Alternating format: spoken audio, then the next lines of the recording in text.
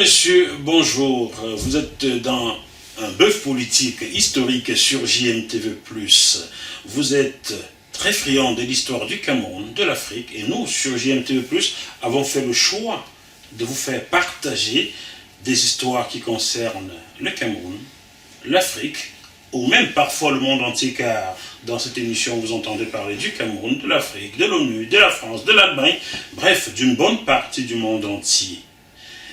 Il a un certain âge, le patriarche que nous allons rencontrer aujourd'hui, et un dicton de chez nous dit que lorsqu'un vieux meurt, c'est une bibliothèque qui brûle. Et pour ne plus laisser nos bibliothèques brûler, nous avons choisi de repartir vers Papa Emmanuel Nougangom, que vous aviez déjà découvert sur JMTV+, avec un titre qui vous avait parlé, connaissez-vous vraiment le Cameroun? Donc c'est lui qui est notre invité une fois encore aujourd'hui dans un bœuf politique historique. Bonjour papa. Bonjour fiston. Comment ça va? Ben ça va, surtout quand je vous vois, que mes fils viennent me voir, oui. Et surtout pour parler du pays, je suis très content. Bon, écoute papa, je ne pouvais ne pas venir, tu sais, je ne suis pas venu depuis 3-4 ans parce que j'ai été longuement malade. C'est vrai, tu me l'as dit. Chers téléspectateurs, vous le savez sans doute pas, je le dis ici. J'ai été longuement malade 3 années avec 2 opérations, 2 erreurs médicales qui m'ont cloué. Donc même lorsque vous me voyez interviewer certaines personnes, je n'étais pas en bonne santé. J'ai finissé les interviews comme ceux d'Aboubacar Ousmane, mais en janvier 2022, puis le lendemain j'étais réadmis à l'hôpital parce que mon ventre avait cédé. Devant Aboubacar Ousmane, mais qui n'a jamais pris de nouvelles depuis qu'il est parti. Bon, il veut changer le Cameroun. Bon, c'est toi la personne la plus importante. C'est bien. C'est bien. Papa, qu'est-ce que tu veux nous apprendre aujourd'hui? C'est toi qui fais le conducteur. Ok. D'abord, je vais te raconter une histoire. Ahidjo est parti aux États-Unis. Amadou Ahidjo, président du Cameroun. Voilà. Il a été reçu par Kennedy, le président. John Fitzgerald Kennedy. Le président américain. 1962 ou 63. Voilà. Ces années-là. Kennedy est venu le recevoir à l'aéroport et au bas de son avion à l'escalier. Tout à fait. Bon, quand Kennedy a fait cette chose-là, important, j'ai vu que Ahidjo, lui, n'a pas compris pourquoi Kennedy a fait ça. Et tu vas nous expliquer pourquoi Kennedy l'a fait. Parce que si Kennedy l'a fait, parce que Kennedy, lui, tu sais, ça c'est le statut du Cameroun. Oui. Lui, il a lu le statut du Cameroun. Quand il reçoit un président, il lit le statut de ce pays-là, c'est normal, puisqu'ils ont ça à l'ONU. Ça, c'est l'ONU. Et dans ça, tu vois, il y a une ligne là, qui fait la convention de Saint-Germain-en-Laye de septembre 1919, qui, quand ça figure dans le statut juridique d'un pays africain, c'est que ce pays africain a le droit d'amender ou d'annuler les accords qui sont là, les accords de Berlin. Alors quand tu vois un pays qui est comme ça, il a compris que c'est un pays qui n'a jamais été colonisé. Et que donc c'était un grand pays dont le président qui le reçoit, un grand pays, et comme il voit aussi l'Amérique grand, comme lui, le président Kennedy, il veut grandir son pays, donc c'était réciproque, c'est les deux grands qui se rencontrent. D'accord. Là, tu vas donc nous expliquer le statut juridique du Cameroun sur le plan international. Oui. Le statut juridique sur le plan international, on ne peut pas l'expliquer. Tu vois, il y a beaucoup de lignes là-dessus. Oui. C'est-à-dire, la ligne que je viens de lire là, il faut que je rentre dans le grand livre de droit que j'ai ici pour voir maintenant qu'est-ce que ça explique. C'est ça le statut. Mais déjà, quand tu vois ça, que Berlin n'a rien à voir avec le Cameroun. Ça veut dire que Berlin, pour le Cameroun, c'était juste pour officialiser le protectorat avec l'Allemagne. Donc, Berlin n'a rien à voir avec le Cameroun, et ce protectorat a été... Parce que Le protectorat, c'est un sein privé. C'est sous sein privé. Mais il faut que ça soit reconnu par une grande puissance. Et c'est l'Angleterre, après Berlin, qui a reconnu ça. Et la date là-bas, je peux te la lire peut-être quelque part ici. Ici. Et ça prouve alors l'importance du Cameroun. Parce que le Cameroun n'est pas un petit pays que n'importe qui vient seulement, je veux être président, je veux ceci, cela. La France a pris les armes pour mettre n'importe quel zozo à la tête d'un si grand pays, mais l'histoire nous rattrape toujours, tout doucement, à tel point que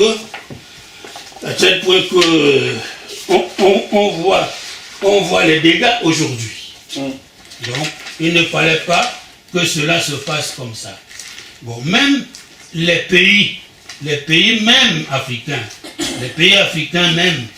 eux, ils connaissent le statut juridique du Cameroun. Voilà. C'est-à-dire, je peux te montrer ici que, ici, tu regardes ici, Oumiobe était parti à Abidjan pour le RDA, pour être dans le RDA. RDA qui signifie RDA, c'était un rassemblement démocratique. D'accord. Un rassemblement démocratique africain. Donc, tu vois ici, les présidents qui sont là. Je vais lire donner des noms. Parlement du RDA, Voilà. délégué des sections territoriales, Sénégal, Dakar, Joseph Correa, Mouvement populaire sénégalais, MPS. Soudan, Bamako. Le Soudan à l'époque, c'est ce qu'on appelle aujourd'hui le Mali. Exact. Donc, Soudan, Mali, Modibo Keïta, Union soudanaise. Guinée, Conakry. Madera Keïta, Parti démocratique de Guinée. Côte d'Ivoire, Abidjan. Denise. Lis le bureau. Denise, ok.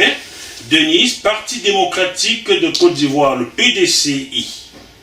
Il n'y a pas quelqu'un d'autre dans Denise, on ne sait pas qui c'est. Non, lis seulement le bureau seul. Donc, le bureau seul. Le bureau donc du RDA était composé président Félix Houphouët-Boigny de Côte d'Ivoire. Président numéro 1. Vice-président Félix Tchikaya, je suppose Congo-Brazzaville. Mamadou Konaté. Ruben Oumiobe comme vice-président. Voilà. Doudou Gueye. Secrétaire général politique Gabriel Darboussier. Darboussier, oui, ça. Très bien. Bon, c'est donc. Maintenant, je vais te montrer encore autre chose là-bas. Donc, Ruben Oumiobe était vice-président du vice-président de RDA. Ça, c'était l'assemblée, leur assemblée, je ne sais pas comment ils l'appelaient, de 49. 1949, le bureau que je viens de lire. Voilà. Ok. Alors maintenant, en 51, il y a eu encore un autre bureau. Oui. Que Oumiobe, je ne sais pas, Oumiobe n'est pas parti, mais apparemment, Oumiobe les a dit. Il les a dit que lui, il va aller à l'ONU demander la fin des mandats. La fin du mandat entre la France et le Cameroun. Alors, il s'en va là-bas, il les voit, il les explique cela. Quand il les a expliqué cela, ils n'étaient pas contents, ils lui ont donné une réponse. Alors, je voudrais que tu lises la réponse qu'on a donnée à Oumiobe pour tes frères et sœurs du Cameroun. En 1949. En 1950. D'accord. Là où tu as vu, j'ai coché. D'accord. Tu lis jusqu'à là. Les deux parties cochées. Voilà. Non, tu lis tout. Tout, donc, ok. On a écrit que le RDA se renier parce que nous avons dit qu'en posant le problème de l'indépendance dans les thèmes que l'on sait, l'UPC s'était séparé de nous. Nous comprenons mal ce procès. L'UPC a été section du RDA alors que le CUT, Comité de l'Unité Togolaise, ne l'était pas. Olympio. Sylvanos Olympio, oui. Assassinat 63, justement parce que celle-ci se trouvait sur des positions différentes de celui-ci, du RDA.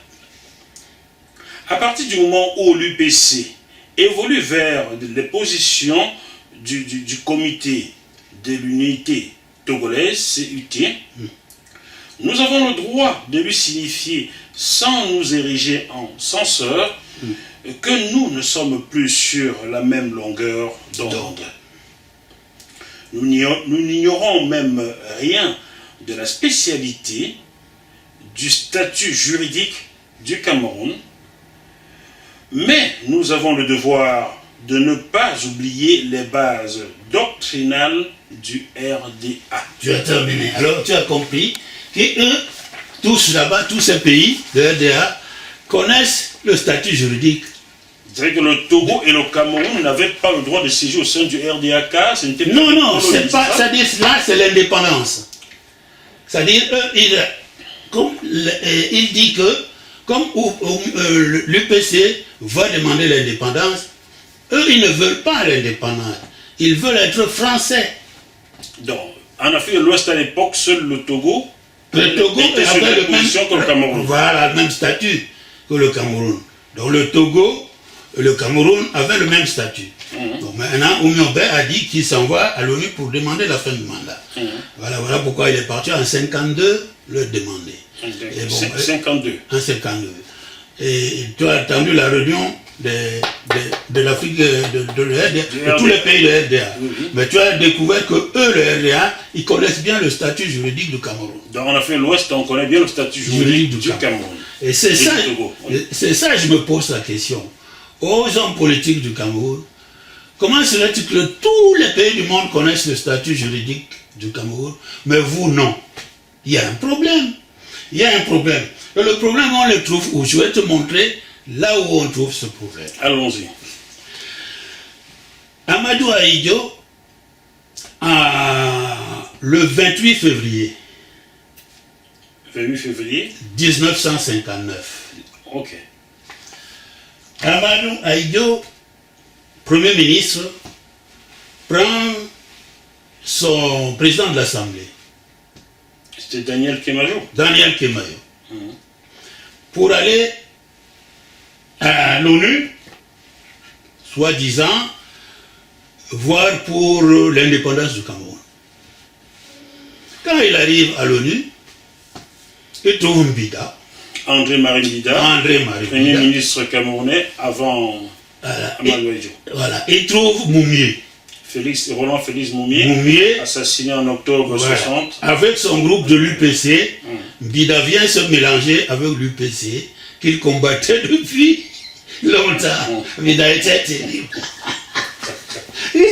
Maintenant, il est ami de l'UPC. Le pouvoir, c'est quelque chose. Voilà. Même Mbida lui faisait sabre. C'est sans vergogne. Il se fichait de tout le monde. L'ennemi d'hier est l'ami d'aujourd'hui. Bon, alors là, Mbida a pris la parole, il a lavé Ahidjo, comment est le valet de la France, il a tout mis le paquet. Ahidjo se présente comme Premier ministre du Cameroun. Ça a surpris l'ONU. Pourquoi? Mais parce que c'est l'ONU qui gère le Cameroun. Quand tu regardes là, l'administration est là. Dans l'administration, tu vois que c'est l'ONU, pour que quelque chose se passe à l'ONU, et ça doit d'abord passer par le bureau, pour que la France, ça doit d'abord passer par le bureau de l'ONU. L'ONU vit ça et donne l'autorisation à la France de l'envoyer au Cameroun. Donc voilà le plan de l'administration qui est là, qui dit comme ça. Alors, le pauvre Aïdjo, bon, pour couper courant, on lui dit, bon écoutez monsieur, arrêtez de nous amuser, allez nous amener le résultat de vote que les Camerounais réellement, ils vous ont élu comme leur Premier ministre. Comme ça nous allons prendre acte et nous verrons ce qu'il y a lieu de faire. Aïdjo reprend le chemin, il retourne au Cameroun. Nous sommes à ce moment-là, peut-être lors de 5 février, lors du 5 mars, 59. Bon, Aïdjo qui s'en va, et Lembida et Moumé, eux, ils restent. Parce qu'ils savaient ce qui va se passer. L'ONU décide maintenant de donner l'indépendance au Cameroun. L'ONU. Oui, là tout de suite, parce qu'ils étaient en train d'étudier le dossier. Ce n'est donc pas la France qui donne l'indépendance au Cameroun. La France n'a rien avec le Cameroun. J'entends les hommes politiques appeler la France. Je suis surpris. Est-ce qu'un politicien camerounais peut appeler la France? Il y a un enfant qui m'a téléphoné du Cameroun. Il m'a parlé d'une statuette de Leclerc qui est là-bas. Apparemment, ils avaient mis une clôture là, on les défendait de les casser. Je vais te montrer la lettre que j'ai écrite à Macron. Tu vas lire ça à tes frères. Là, ils comprendront qu'est-ce que c'est que le Cameroun. J'ai expliqué à Macron qu'est-ce que c'est que le Cameroun. Et que cette statuette-là, il faut que la France la démonte. Est-ce que cet enfant du Cameroun qui t'a appelé ne serait pas Blaise Essama? Non, c'est pas Blaise Essama. C'est un autre monsieur. Parce que Blaise te suit beaucoup. Parce que c'est un autre monsieur qui m'a appelé, qui m'a parlé de ça. Voilà, c'est ça, j'ai écrit à Emmanuel Macron pour qu'il sache que... pendant que tu nous trouves la lettre que tu as écrite à Macron afin que je la lise, chers téléspectateurs, sachez que Emmanuel Lougangon avait déjà eu un tête-à-tête avec Jacques Chirac à Paris, sous invitation de Jacques Chirac. C'est lui qui t'avait invité. Oui, et tu lui avais expliqué le statut juridique du Cameroun. Moi, je l'explique. À l'époque, il était encore maire de Paris, non? Non, il était candidat à l'élection présidentielle.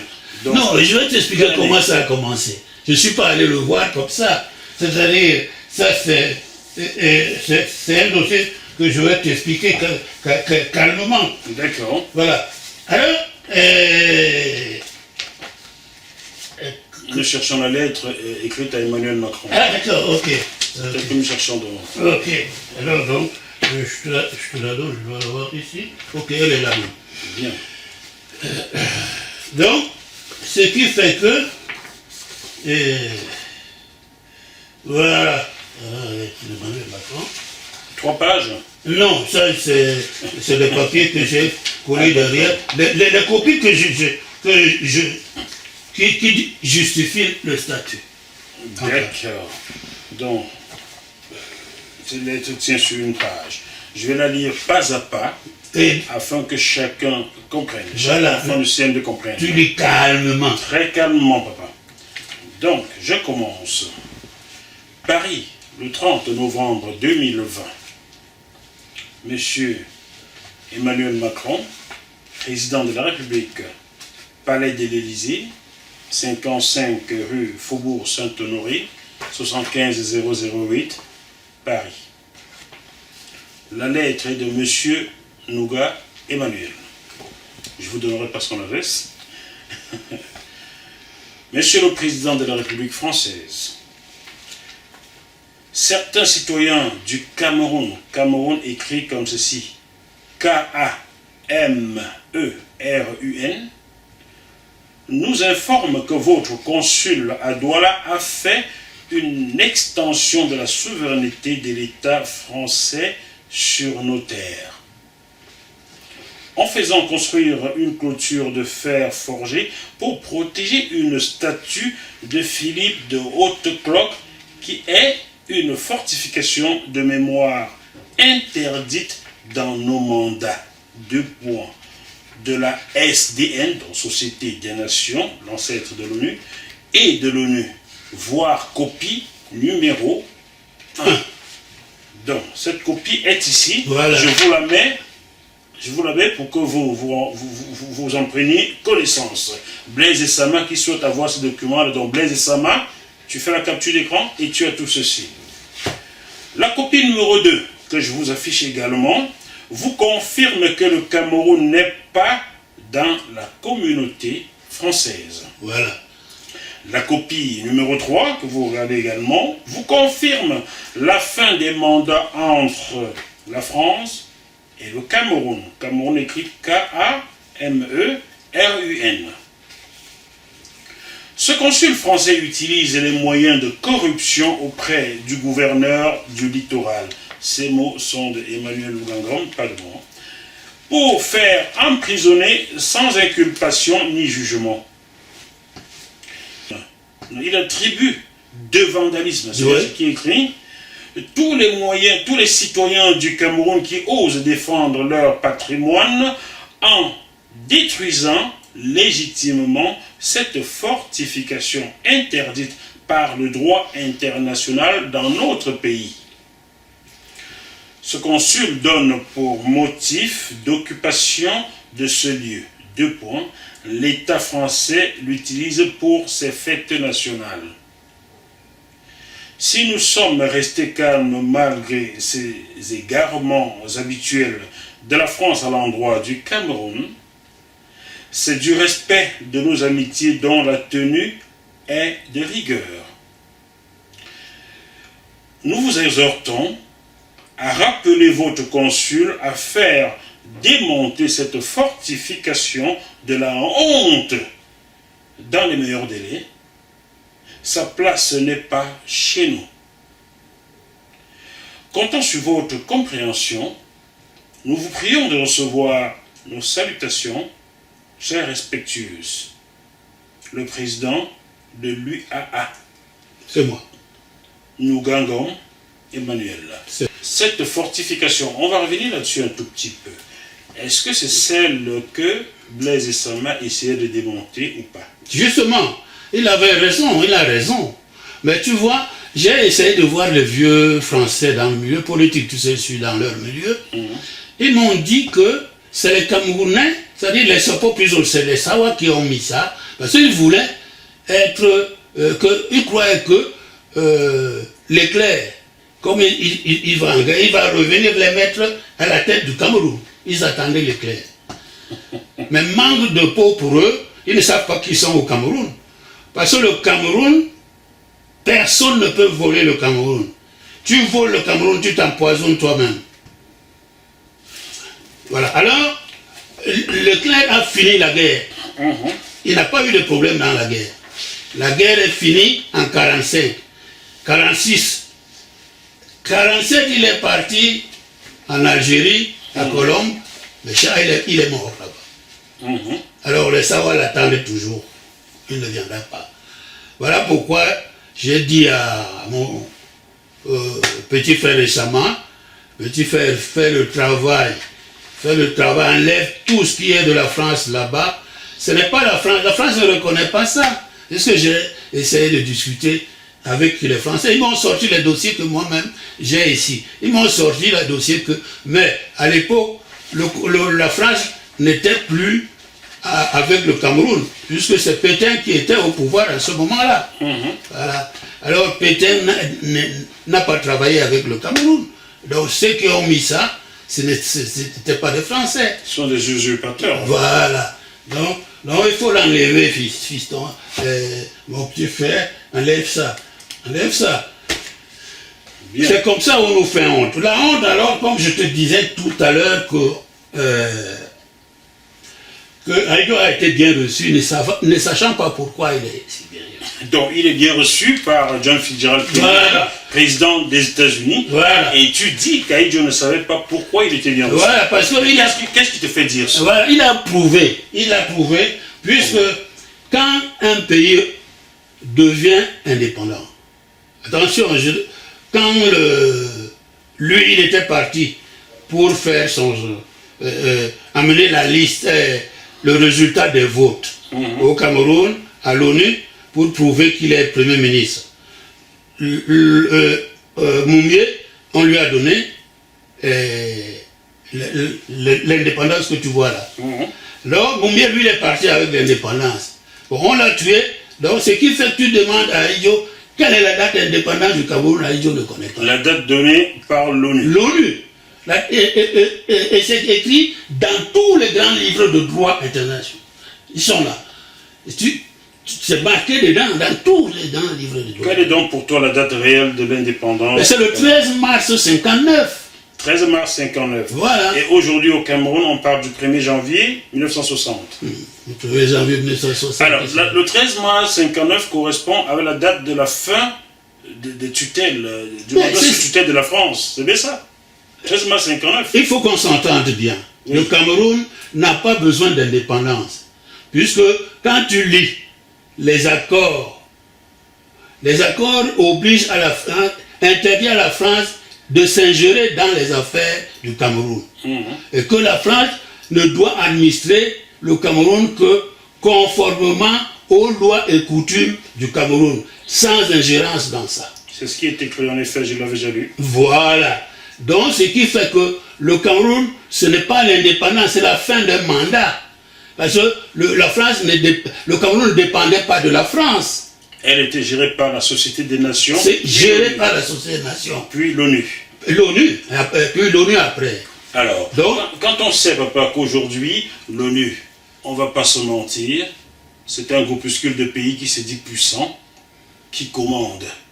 Est-ce qu'à l'ONU, on ne peut pas imaginer qu'ils sont entendus entre eux, comme ils l'ont toujours fait pour dire à la France, même si ce n'est pas écrit, vas-y, on te soutient. Non, l'ONU ne fait pas ça. Ah bon? Non, il ne fait pas ça. C'est-à-dire, l'ONU vous laisse vous-même faire ce que vous pouvez faire vous-même. Vous amenez les textes de droit que eux ils ont là-bas, pour que eux ils les comparent avec les textes que la France peut amener. C'est les textes avec les textes. Si vous n'amenez pas les textes, l'ONU ne discute pas. L'ONU n'est pas là pour discuter.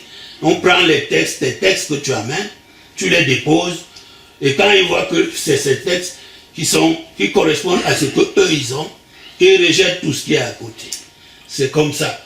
Voilà pour... Quand on sait combien la France d'aujourd'hui et même d'hier a un rôle prépondérant dans la gestion du Cameroun, peut-on tout simplement dire que cette France a profité de l'ignorance de certains hommes politiques camerounais pour s'installer? Les noms sont là. Je vais leur donner les noms. Nous, on veut les noms. On a le nom. C'est qui? Les noms sont là. Ce sont les idiots qui sont allés... On va pas les insulter, mais on va donner des noms. Non, on est obligé de les insulter parce qu'ils nous ont mis, ils ont mis dans la merde. Un grand pays comme ça, ils ont souillé un grand pays. Idiot même, c'est faible. Quand tu vois le Cameroun, quand tu vois le statut du Cameroun, je te dis, la convention est là. C'est-à-dire, le Cameroun n'est pas, elle est là, mais on lui dit, tu retouches ou tu annules. Voilà. Donc, quand ces gens-là, tu me dis mais je ne les ai même pas insultés. C'est-à-dire, normalement, si c'était ici en France, ils pourraient être exécutés sans jugement. Comme quand la France faisait, pendant la guerre, tout ce qui était collabo était exécuté ici, à Paris. D'accord. Trouvons le nom de ces personnes-là. Non, je te donne les noms. Alors, donc, ce qui fait que le Cameroun n'a pas... la France n'a rien à voir avec le Cameroun. C'est eux qui viennent appeler la France pour les aider, comme les bandits, à tuer les Camerounais pour voler les richesses du Cameroun. Ce sont ces bandits-là qui sont là, qui font ce travail-là.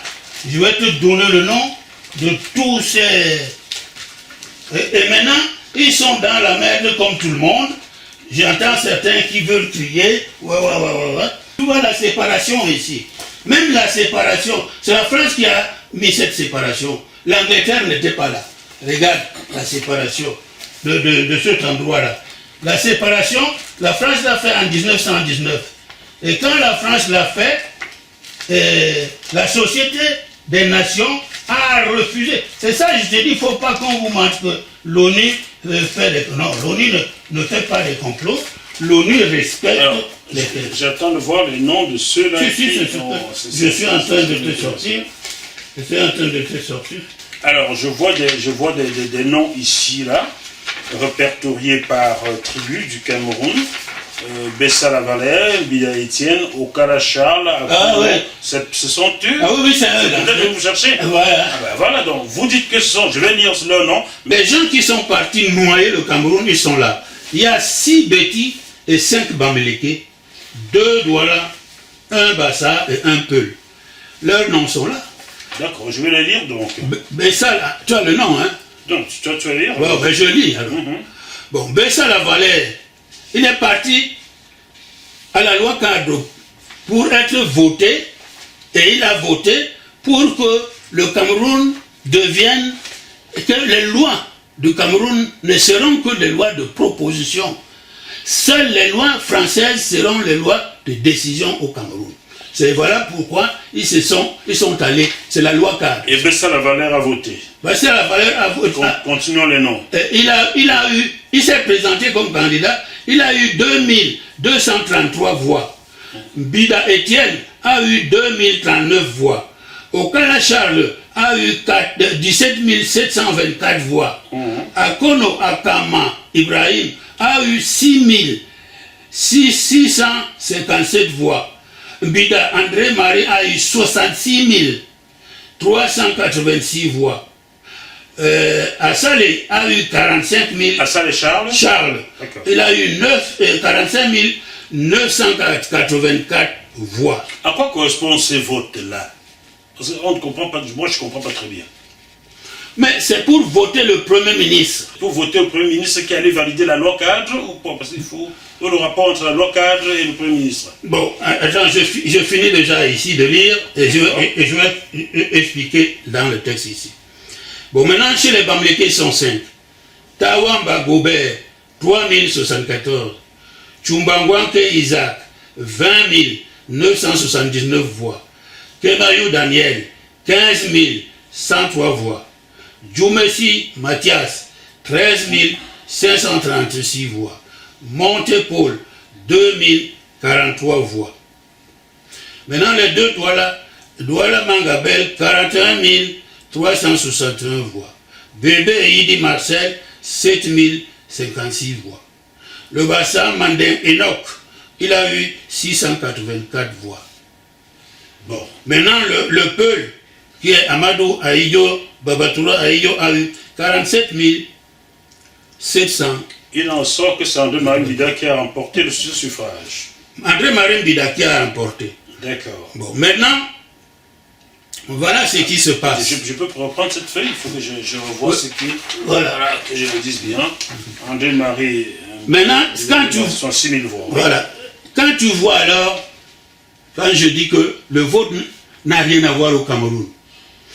Parce que, regarde ici, pour voter, celui qui sera Premier ministre et président du Cameroun, les Camerounais ont voté en premier un entier, Jules Ninim, 73 425 voix, que les Camerounais ont voté. C'est lui qui doit être... Et son suivant avec combien de voix? Le président.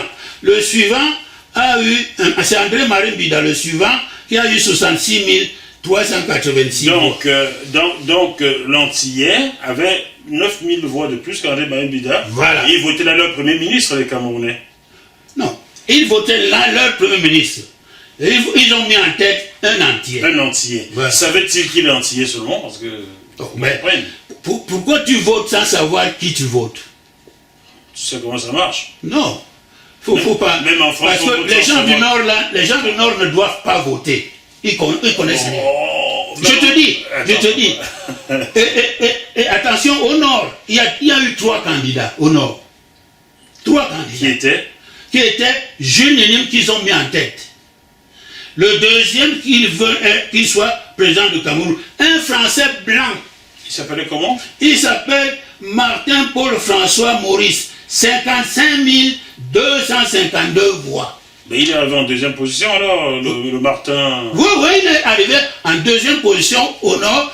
Il a battu Aïdjo et il était le troisième avec 47 000 voix. Ça veut dire que les nordistes ont préféré voter Le blanc comme président du Cameroun.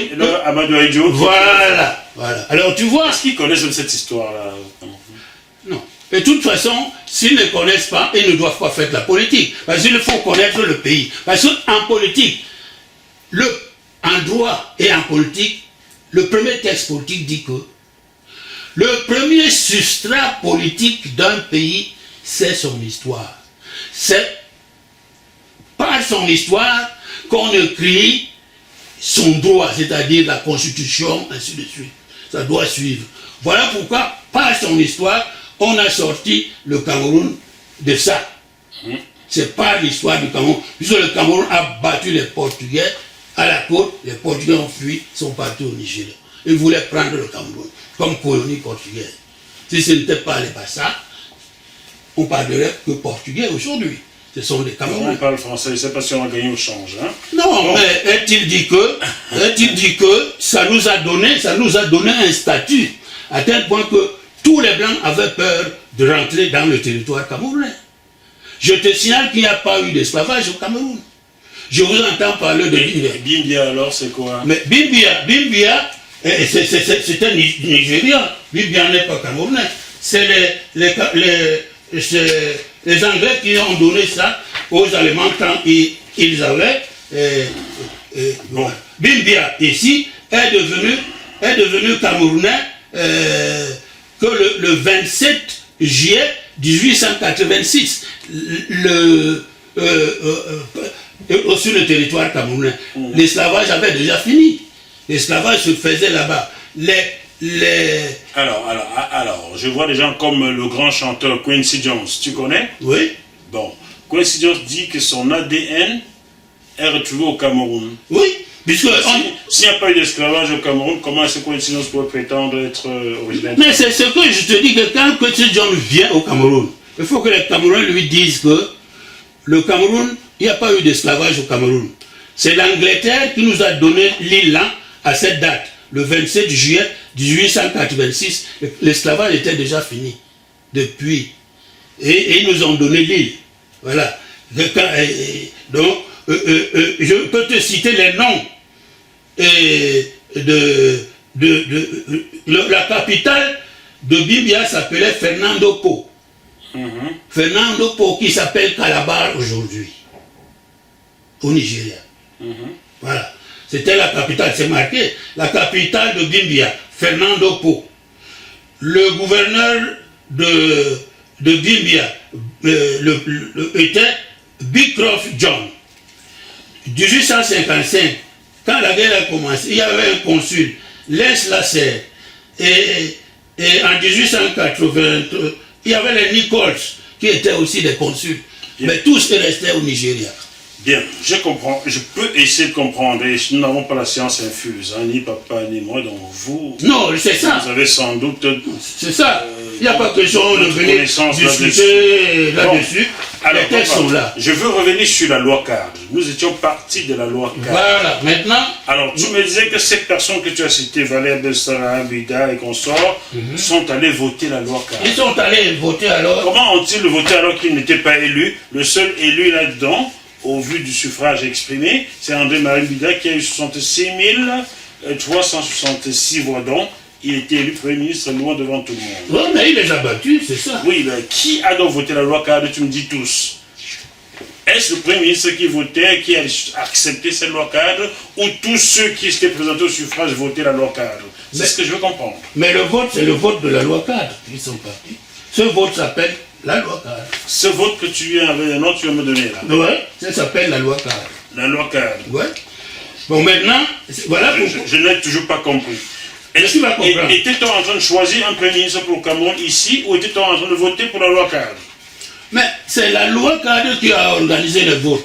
Ah, c'est la loi cadre qui a organisé ce vote-ci. Voilà. Pour choisir le Premier ministre du Cameroun. Voilà. Très bien.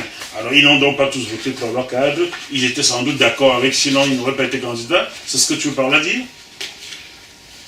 Ils sont dans la loi cadre. Ils sont allés. L'UPC les avait dit que ce vote ne vous concerne pas. Ce vote, c'est pour des colonies. ce n'est pas pour vous. Mais non, ils sont partis. Bon, maintenant, Ahidjo qui revient chercher le vote, le résultat, le vote. Maintenant, le vote de la loi cadre, il ne peut pas l'amener à l'ONU. Cette loi cadre n'est pas reconnue à l'ONU. Voilà. Cette loi cadre appartient à la France. Voilà. La France est coincée maintenant. Jusque-là, je comprends. La France est coincée maintenant. Et la France donne ceci. Regarde ici. Il lit tout ça là. La partie qui est cochée. Voilà. Octroi de pouvoirs spéciaux au gouvernement Ahidjo. Cette opération a été réalisée par la loi numéro 59 656 du 31 octobre 1959, adoptée par l'Assemblée élue le 23 décembre 1956 dans la loi cadre de la loi française du 26 juin 1956, connue sous le nom de loi cadre, et qui institua l'État sous tutelle du Cameroun. Politiquement, cette assemblée n'était pas souveraine. Juridiquement, elle n'avait pas le pouvoir constituant, aussi ne pouvait-elle valablement le conférer.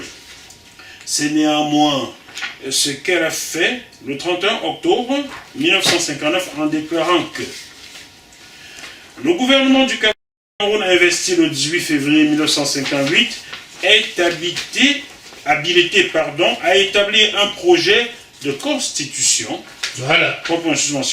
qui sera soumis à la nation par voie de référendum et sera promulgué par le Premier ministre dans les 8 jours de son adoption. Voilà. Je vais relire car je crains n'avoir pas moins compris. Le gouvernement du Cameroun investi le 18 février 1958 est habilité à établir un projet. Donc c'est pas voté. Il s'assied dans une maison, il établit ce qu'il veut. Ouais, ce qu'il veut. Ensuite, de constitution qui sera soumis à la nation par voie de référendum et sera promulgué par le Premier ministre dans les 8 jours de son adoption. Voilà. Le problème, au cours de cette première phase, était celui de la validité de l'octroi du pouvoir constituant par un organe qui ne possédait pas lui-même ce pouvoir. D'autres problèmes ont surgi au cours de la seconde phase. On s'arrête là peut-être? Oui, arrêtons là. Bien. Voilà. Alors, l'UPC les a dit, maintenant, voilà une occasion de bloquer la France. Votez non pour donner le pouvoir à Ahidjo. Et voilà le résultat des votes. Ceux qui ont voté oui, ceux qui ont voté non. C'est ça que je te disais aujourd'hui, que et les petits, et les Bamileke sont dans...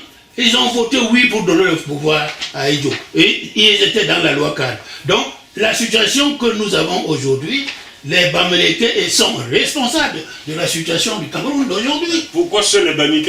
Non, ils ne sont pas seuls. Non, je n'ai pas dit qu'ils sont seuls. Tu n'as pas dit les Bamileke et les Bétis, tu as dit les Bamileke sont responsables. Oui, mais parce que toi, tu voulais les sortir là. Je ne sors personne. Voilà. Tu m'as dit que les Bamileke et les Bétis ont... Voilà. Mais à la suite de ton propos, tu dis les Bamileke sont responsables. Et les Bétis qui ont aussi voté ne sont-ils responsables? Si, les Bamileke et les Bétis... il faut préciser dans ce cas-là. Et la Houssa et les Sawa. Je vais lire ceux qui ont dit, oui, qui ont voté cette loi cadre. C'est bien cela? Voilà. Octroi de pouvoirs spéciaux au gouvernement Ahidjo par la loi numéro 59 656 du 31 octobre 1959. S'il te plaît, avant de finir, ce que tu viens de lire là, oui. Ce que tu viens de lire là, tu vois que l'octroi de pouvoir a eu lieu seulement en octobre 61, c'est ça? Attends, je le dis. En octobre combien? 31 octobre 1959. 31 octobre. 59. 59, voilà. C'est le 31 octobre 59 qu'il fallait maintenant faire ce vote. Oui. Quand ils font ce vote, avec le résultat de ce vote, ils voulaient amener à l'ONU. Et nous sommes en avril déjà. Nous sommes en avril, octobre, novembre déjà. Alors que l'indépendance a eu lieu en mars, eux ne sont même pas au courant. Maintenant, Ahidjo, qui reçoit le vote, il les amène à l'ONU. Il dépose, l'ONU dit non, on ne reconnaît pas ça. Alors on va remettre l'église au centre du village. Tu m'as expliqué, et je suis un tout petit peu d'accord avec toi, qu'il n'y a pas eu d'octroi d'indépendance. Il y a eu la fin de la tutelle française le 13 Mais mars. le Cameroun n'a pas besoin d'indépendance. 13 mars 1959, on est bien d'accord. Ouais, bien sûr. Donc on ne devrait pas parler d'indépendance. Non, pas du tout. Donc, c'est-à-dire c'est les ignorants de la politique qui ont donc voté qui parlent de l'indépendance. D'accord, alors ici... Parce que le Cameroun n'a jamais dépendu de quelque Ici, pays s'il que te ce plaît, je vais lire le nom de ceux qui ont octroyé le pouvoir à Ahidjo via la voie cadre. Voilà. Alors, on va voir là-dedans que tu tapes beaucoup sur Bamileke, je ne sais pas pourquoi, car beaucoup ont dit oui. Je prends. Voilà. Et ceux qui ont dit oui, on va vous donner le nombre de personnes qui ont dit oui dans chaque province. On est d'accord? Voilà. Dans la province, on dit par ordre alphabétique, hein? C'est pas qu'on stigmatise, non, on va par ordre alphabétique. Dans la Damawa a dit oui. Il y avait 105 230 inscrits, c'est bien cela? Oui. 81 322, non, pardon, 79 664 ont dit oui. Voilà. Et 1317 ont dit non. Oui. Bamoun. Voilà. Bon, ça vous connaissez Bamoun, allons-y comme ça. Bamoun a dit oui. 51 034 inscrits. 34 888 ont dit oui. Et 1336 ont dit non. Quand vous faites l'addition, vous voyez que ça ne donne pas le quota de ceux qui étaient inscrits. Hein. C'est parce qu'il y a eu des abstentions. Oui, il y avait qui était absent après. Ça va de soi. Dans la Benue qui est toujours dans le nord, la Benue a dit oui. Avec 169 008 inscrits. Ceux qui ont voté oui ont été 143 268 contre 878 qui ont dit non. Dans le Diamaré qui a également dit oui, 173 599 inscrits, 152 103 de oui et 1840 de non. Logon et Chari, oui également, 42 153 inscrits, 25 028 de oui et 1645 de non. Margui, Vandala, oui, je ne connais pas ce coin du Cameroun. Margui Vandala, oui. C'est toujours dans le nord, oui, c'est toujours ça. Dans le nord du Cameroun. Non, moi je ne connais pas. Margui Wadala a dit oui, 146 734 inscrits, 115 513 oui, et 798 non. Donc lui l'a emporté. Bamileke a dit oui. Dis donc, il y a bien moins d'inscrits que ça chez les Bamilekens. 126 493 inscrits. Jusqu'ici, c'est l'Union et Sanaga qui a eu le plus grand nombre d'inscrits. Hein?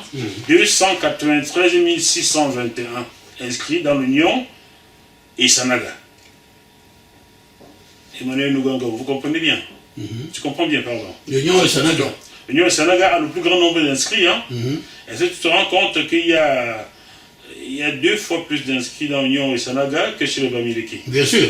Tu pointais les Bamileke tout à l'heure, pourtant ils n'ont que 126 000 inscrits, 126 493. Donc c'est facile de taper sur les Bamileke au Cameroun. Allons-y, poursuivons. 67 272 personnes ont dit oui chez les Bamileke, 13 952 ont dit non, le oui l'a emporté, mais le nombre d'inscrits est important car... Les Sanaga que tu viens de lire à donner. C'est en bas, ça va arriver. Donc, le Magui Warda, 146 000 poussières d'inscrits. Le Diamaré, 173 000 inscrits. Benoué, 169 000 inscrits. Bamileke, 126 000. Et tu t'appelles sur le Bamileke.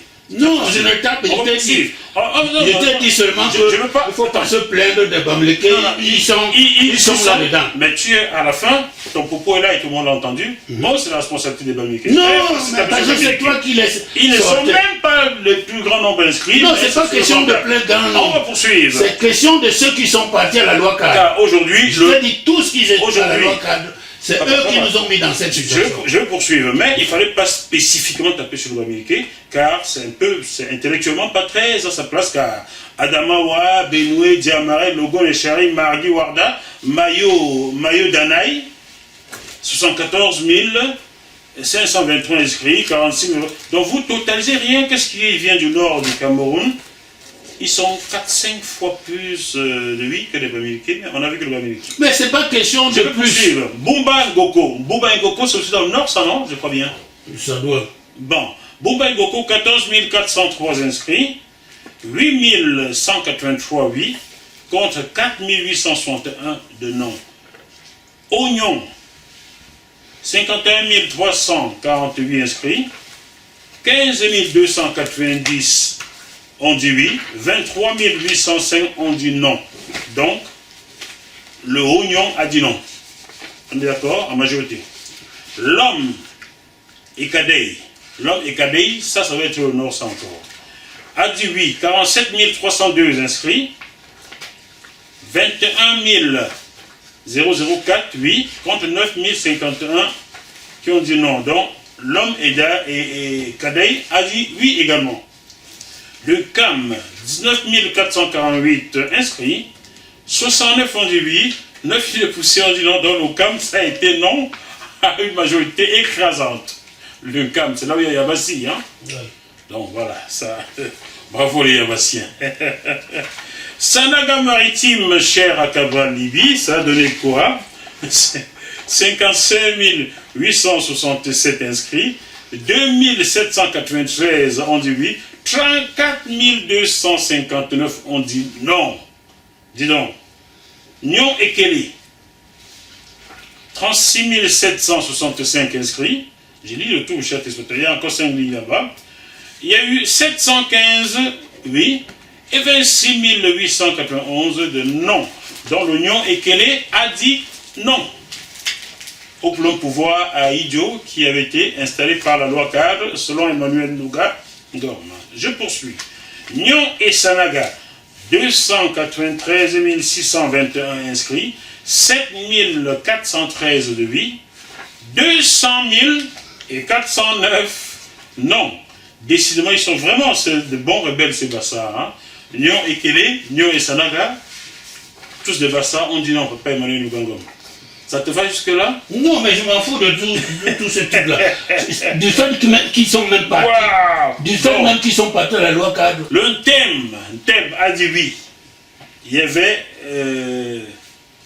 86 000, c'est bien ça? Non, 56 029 inscrits. 38 474 ont dit oui dans le thème. 9 101 ont dit non. Je poursuis le Mungo.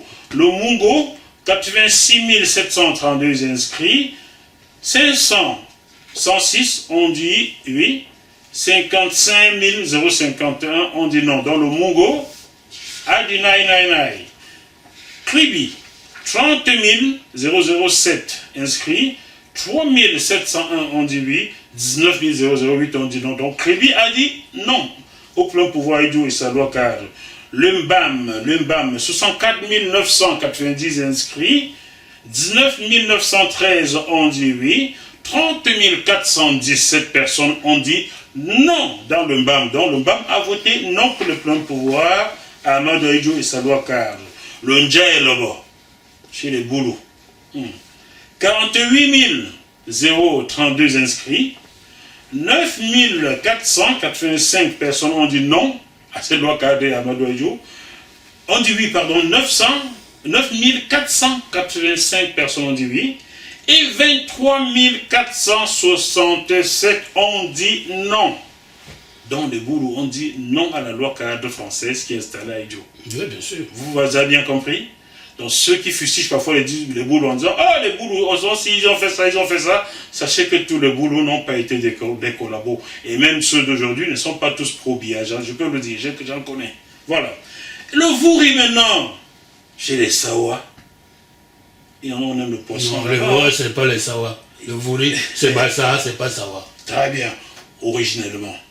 79 651 inscrits, 1125 on dit oui, 57 228 on dit non. Ça c'était les Bassa à l'époque, hein, car le Vouri, non, à l'époque plus de Bassa. Bon, écoute, maintenant tu as fini. Le total maintenant, le total, il y a eu 656 864 personnes qui ont dit oui à la loi cadre et à Amadou Edjo, j'ai bien dit 656 000. Et ceux qui ont dit non sont 671 709. Ça veut dire que les pleins pouvoirs à Edjo n'auraient jamais dû avoir lieu. Voilà. Jamais. Voilà. Et on a piétiné ce vote comme Sarkozy a piétiné notre non-référendum. Bon, alors toi, tu parles...